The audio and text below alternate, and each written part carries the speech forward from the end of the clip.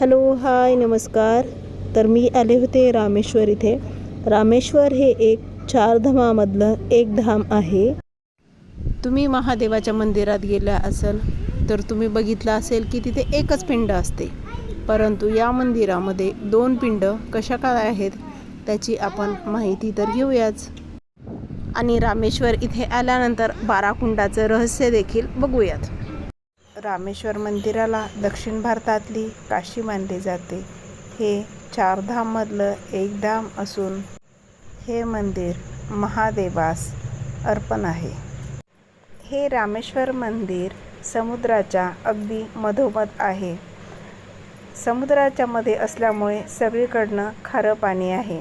हे मंदिर भगवान श्रीरामाने तयार केलेलं आहे. मधोमध असून देखील इथे 22 कुंड आहे आणि त्या 22 कुंडाचं पाणी चवीला वेगवेगळ्या प्रकारे लागतं.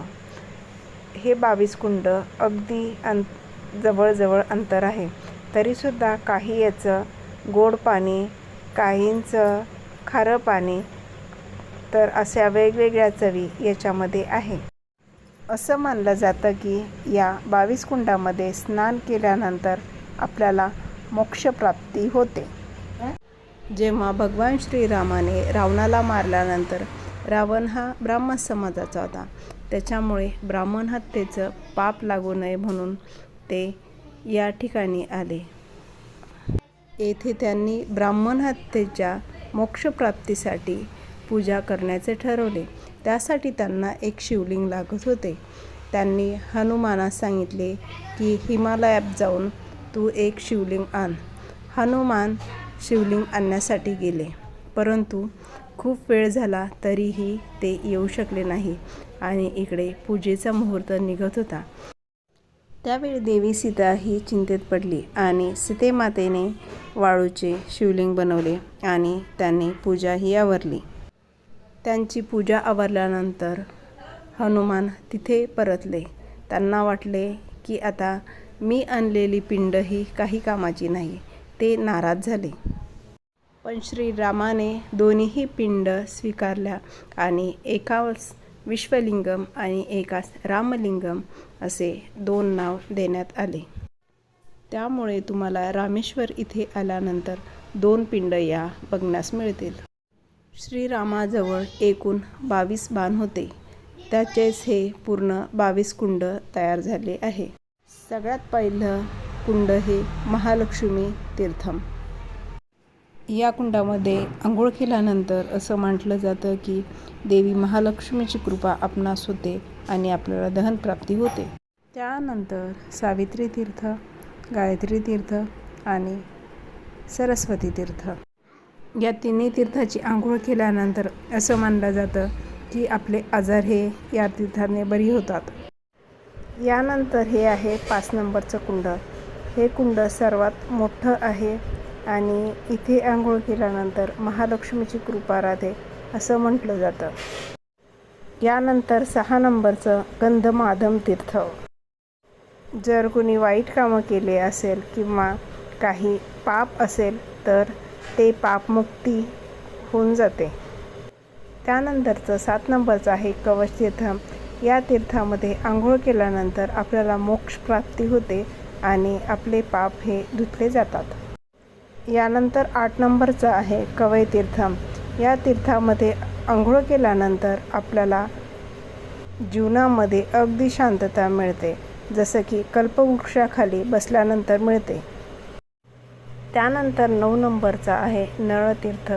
या तीर्थामध्ये आंघोळ केल्यानंतर आपल्याला डायरेक्ट सूर्यदर्शन होते असे म्हटले जाते.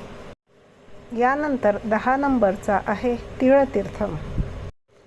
हे आहे संगूतीर्थम. या तीर्थामध्ये आंघोळ केल्यानंतर आपण केलेल्या अपराधाचा इथे आपल्याला मोक्ष मिळतो.